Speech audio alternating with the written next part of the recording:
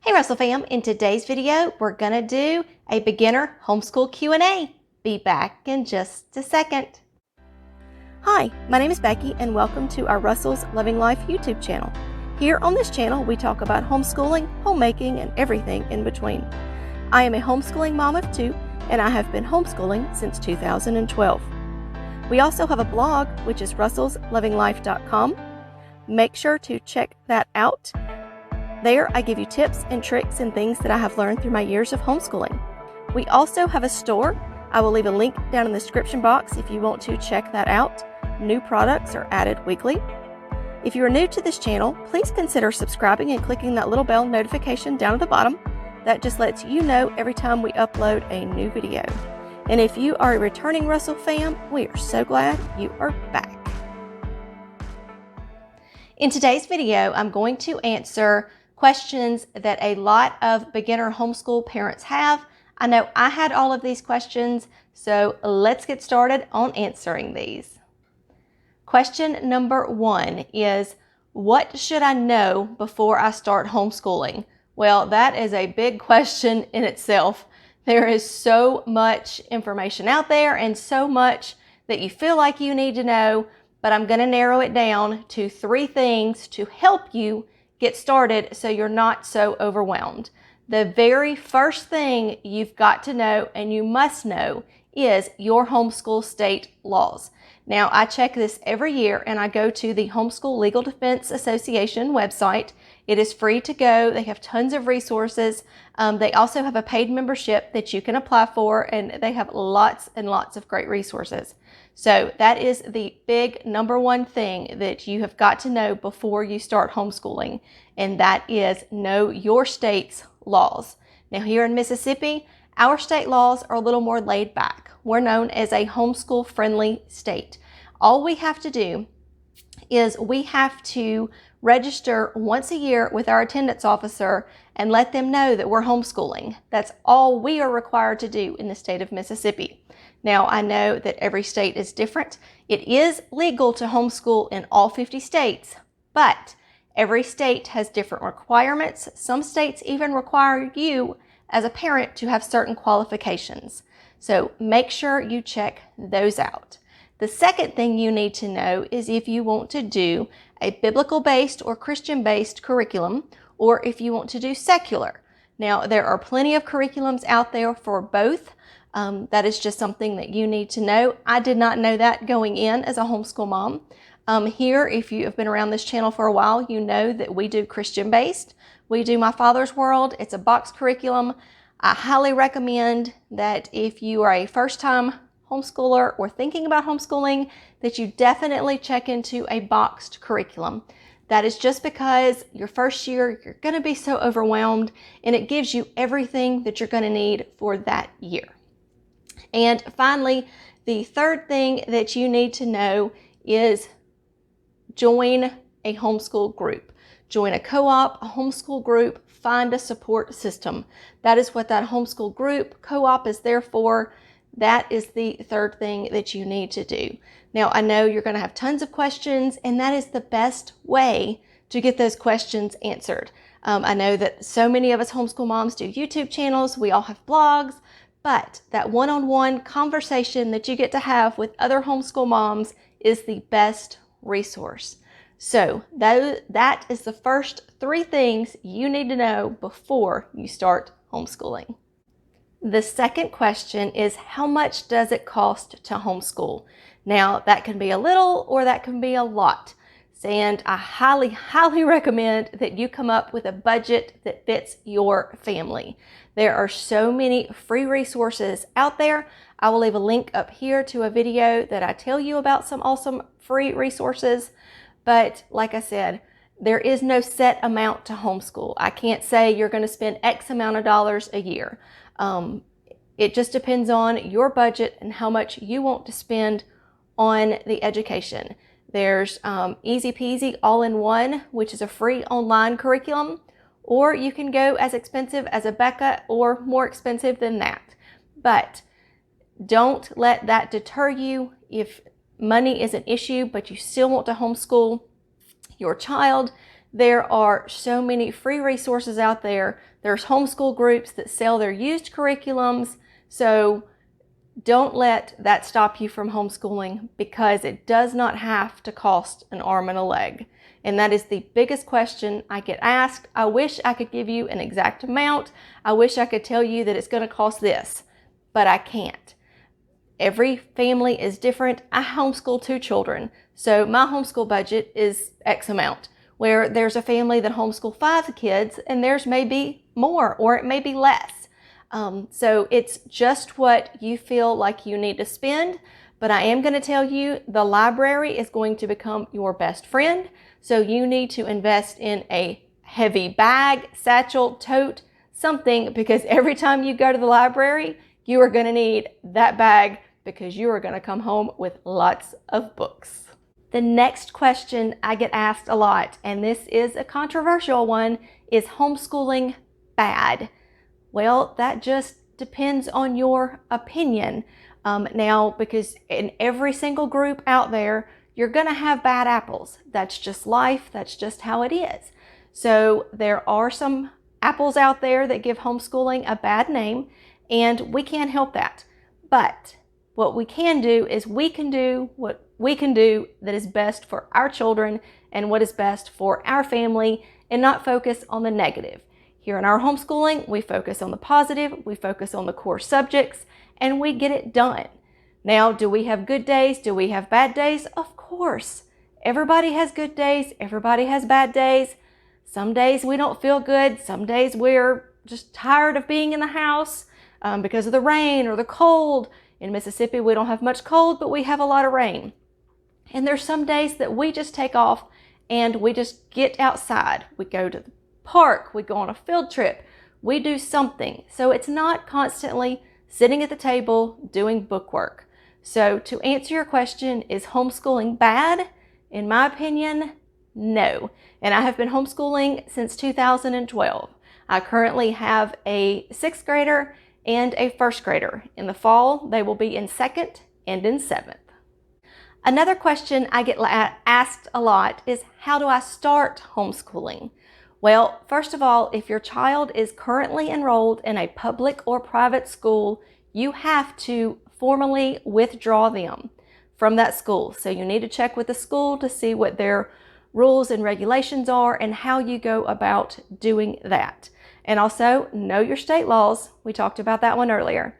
If your child has never been enrolled in a school or public school or private school, then you don't have to withdraw them. Here in the state of Mississippi, we do not have to register our children as homeschoolers until they reach the age of 7 or they are in 1st grade. So, how to start homeschooling, that is the best advice right there I can give you, is to, if your child is in school or not in school, that is how you start about the process. Next question that I get asked a good bit is what is game schooling and do I do it? Yes, I do it. And game schooling has come very popular over the last few years. And that is basically where your children learn through play. Now, as all parents know, we teach our toddlers a lot through play. We teach them their shapes, their colors, pretending, cooking, all that kind of stuff. And that is the exact same thing with game schooling, but on a bigger scale or a little different scale. There's history games, there's math games, there's spelling games, there's all kinds of games that you can incorporate. I have a video I will leave up here where we're teaching our children about finances. Yes, I am teaching my 7-year-old and my 11-year-old about finances. On their scale, it's a children's game, and it's just teaching them to look and observe of what they spend their money on. I know there are history ones out there about the United States, historical places, learning about the states, capitals, all those type things. So research on Amazon. There are a ton of them. I will leave a link down in the description box as well about a blog post that I wrote about which kind of board games or games are appropriate for different subjects. So make sure to check that out. Game schooling is not bad. It's a fun way to change things up because I know my kids get tired of workbooks and worksheets and reading and all that kind of stuff. So every once in a while, you got to change it up and keep it fun. And that's the best part of homeschooling is you get to be flexible and teach them in an out-of-the-box type way. Another question I get is, what is a homeschool co-op? Is it free? Do I have to pay for it? Are there teachers? Is it parent-led? Yes, to all of that. There are different types of homeschools, co-ops. There are some that are parent-led, and of course, you do have to pay the fees for whatever materials needed or buying the curriculum that they need for that class.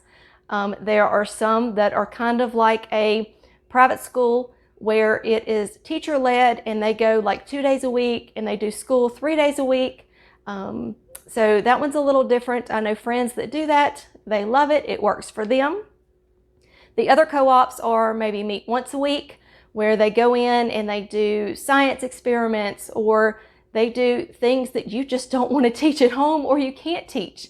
Now I know that like next year when Bailey is in 7th grade or in the fall when Bailey's in 7th, I am going to buy the Saxon DVD where there's someone that teaches him the lessons in math. Yes, I'm going to be there to answer any questions. So the co-op is kind of like that, but it's outside of your home. I know some of them are, we were in one at one point where I taught a class and my kids were in another class. So each parent had to teach some form of class while their kids were in class. And that was great. And we loved it. And we had fun. The kids got to interact with other kids. Moms got to interact with other moms. I know I need that sometimes. And I know you do too. That's that support system.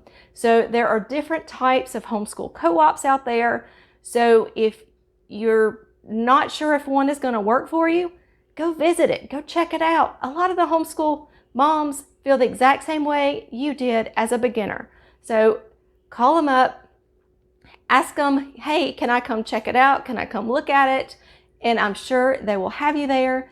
And not every co-op fits and works for every family. So keep that in mind. If it doesn't fit, if it doesn't work, don't worry about it. Find another one. There's a bunch of them out there, so don't let that part stress you out.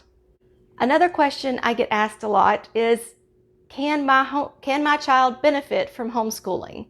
And yes, they can. Because if they are in a large classroom, they're not going to get the one-on-one attention that you can give them at home. Now, I know you're saying, okay, I've got 5 kids. How am I going to work that one-on-one attention? Well, this is how I do it with 2, and there's so many large families out there that have YouTube videos. So look around for large family YouTube videos, and they'll give you some tips and tricks and things that they do to help in their homeschooling. But what I do is I always start with my youngest because she needs the more one-on-one attention. She's learning to read, but I firmly believe in teaching your children to work independently. And that's what I do with my oldest. I will lay all his work out and show him what he needs to do and tell him to read it. And if he has questions, then come get me. But while he's doing that, I'm working with my younger one-on-one. And once we get done with her, then I'm able to focus more on him. So if he gets to something and I'm working with her, then I just ask him to set that to the side and we come back to it when I can help him. Do homeschool children have to take standardized testing? That depends on your state. Now, if they plan to go to college, they're going to have to take the ACT or the SAT. That is a must if they're going to go to college. Here in the state of Mississippi, they do not have to take standardized testing yearly, like the benchmark tests and those type things for homeschool kids. Now, if they're in public or if they're in public school, they have to take those. Homeschool, they do not. So that is up to your state. I think Florida may have to take some standardized testing. Not 100% sure on that, but always check your state laws. So standardized testing is different for every state. But if they're planning to attend college, they are going to have to take the ACT, the SAT, and ACT. And if they want to go to college here in the state of Mississippi, they have to take the GED and then take a placement test in college. So make sure if you have a high school student that you find out what their required to do to enter college? One of the biggest questions every homeschool mom gets is, how do your children get socialized? How do they socialize with kids? Now, that is a question that drives all of us homeschooling mamas crazy, but I know if you're watching this, you are new to homeschooling or thinking about homeschooling, you want this question answered. So I'm going to answer it for you, but just know if you decide to homeschool, this question is going to be asked and you are going to get tired of answering it, but I'm going to answer it for you in this video. Homeschool children are the most socialized children out there that I have noticed, in my opinion, that I have seen. My children seem to be more outgoing, and that is because when you interact with a homeschool family, you're not just interacting with kids their age. You're usually interacting with a homeschool family, so that family could have a 2-year-old, they could have a 17-year-old, and so every homeschool child is going to learn how to interact with everybody in that family. So they're not just going to interact with people their age. Now, I know we used to volunteer at a local food pantry here before it shut down, and my oldest could carry on a conversation with a 2-year-old, a 92-year-old, and he wasn't shy. He was there, he helped, and so to me, my children don't have to go to a public or private school to be socialized. That's one way. We do it through volunteering. We do it through homeschool co-ops. We do it through homeschool groups. We do it through extracurricular activities, just like most of the public and private school parents. My children are in karate. We are there 4 days a week, and they interact with kids that way. At the park, they talk to kids. When they're out and about and see kids, they talk to kids. So just because your child is homeschooled doesn't mean they can't socialize. Now, I know when kids are in public or private school, you send them there to get an education, not just to socialize. So when your child is homeschooled, fear not, they will be socialized. It may take a little effort for you to get them out and about, but it is tons of options out there and it can happen. This one really isn't a question, but it is said a lot. You must have a ton of patience if you can homeschool.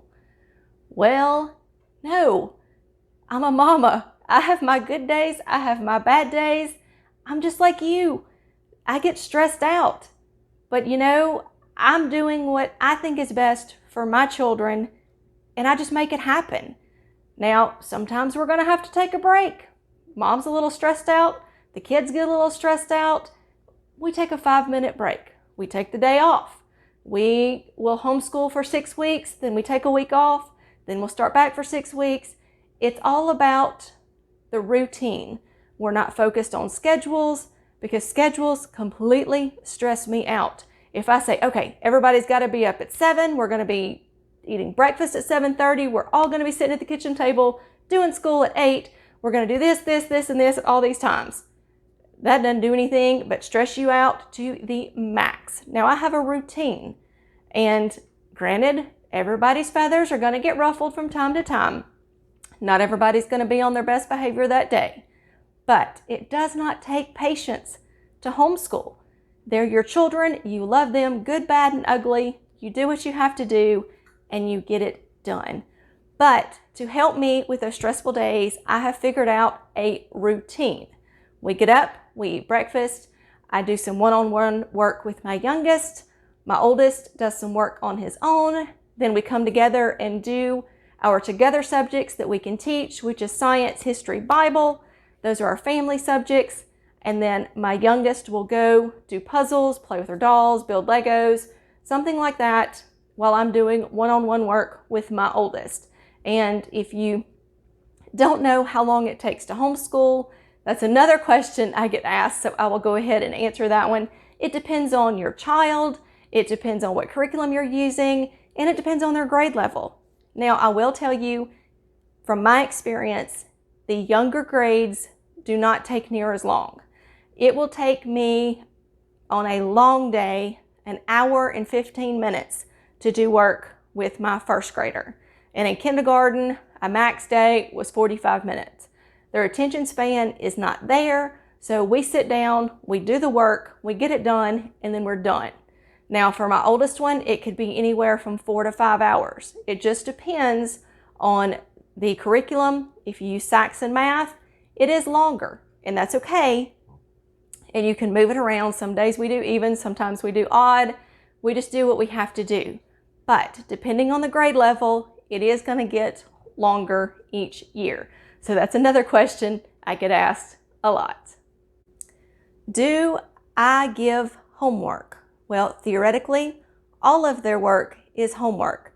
But once we're done with our lessons for the day, we don't do any extra work like at night, unless it's the reading time that they didn't do during school.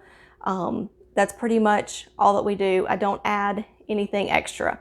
Every home's different, so if you feel that you need to do some homework, then you can do some, but we don't.